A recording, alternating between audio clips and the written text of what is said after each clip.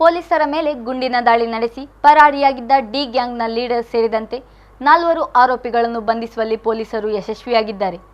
ಬಂಧಿತರನ್ನು D ಗ್ಯಾಂಗ್ನ ಮುಖ್ಯಸ್ಥ ಮಿಯಾ ಪದವ್ ಮೂಡಂಬೈಲು ನಿವಾಸಿ ಅಬ್ದುಲ್ ರೆಹಮಾನ್ ಹಾಗೂ ಗ್ಯಾಂಗ್ನ ಸದಸ್ಯರುಗಳಾದ ಕುಡಂಬಾರು ಕಟ್ಯಪದವ್ ನಿವಾಸಿ ಮೊಹಮ್ಮದ್ ಫಾಯಜ್, ಮಂಗಲ್ಪಾಡಿ ಸೋಂಕಾಳ್ ನಿವಾಸಿ ಹೈದರ್ ಅಲಿ, ಮಹಾರಾಷ್ಟ್ರದ ಜಲಗಾಂವ್ ಮುಕುಂದ ನಗರದ ನಿವಾಸಿ ರಾಕೇಶ್ ಕಿಶೋರ್ ಗವಿಸ್ಕರ್ ಎಂದು ಗುರುತಿಸಲಾಗಿದೆ. ಆರೋಪಿಗಳು ಕರ್ನಾಟಕ ಕೇರಳ ಗಡಿಭಾಗದ ಸಾಲೆತ್ತೂರು ಕೊಡಂಗೆ ಚೆಕ್ಪೋಸ್ಟ್ನಲ್ಲಿ ವಾಹನ ತಪಾಸಣೆ ವೇಳೆ ವಿಟ್ಲ ಪೊಲೀಸರ ಮೇಲೆ ಗುಂಡಿನ ದಾಳಿ ನಡೆಸಿ ಪರಾರಿಯಾಗಿದ್ದರು.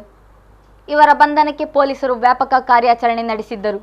ಈ ನಡುವೆ ಆರೋಪಿಗಳು ಕಾರಿನಲ್ಲಿ ಪ್ರಯಾಣಿಸುತ್ತಿದ್ದ ಖಚಿತ ಮಾಹಿತಿ ಮೇರೆಗೆ ಮಂಗಳೂರು-ಬೆಂಗಳೂರು ರಾಷ್ಟ್ರೀಯ ಹೆದ್ದಾರಿ ಪೆರಾಜೆ ಬುಡೋಳಿಯಲ್ಲಿ ಆರೋಪಿಗಳನ್ನು ಬಂಧಿಸಲಾಗಿದೆ. ವಿಚಾರಣೆ ವೇಳೆ ಒಂದು 7.65 mm ಪಿಸ್ತೂಲ್, 1 ನಾಡಕೋವಿ, 13 ಸಜೀವ ಮದ್ದುಗುಂಡು, 1 ಕಾರನ್ನು ವಶಪಡಿಸಿಕೊಳ್ಳಲಾಗಿದೆ. ನ್ಯಾಯಾಲಯಕ್ಕೆ ಹಾಜರುಪಡಿಸಿದ್ದು 15 ದಿನಗಳ ನ್ಯಾಯಾಂಗ ಬಂಧನ ವಿಧಿಸಲಾಗಿದೆ.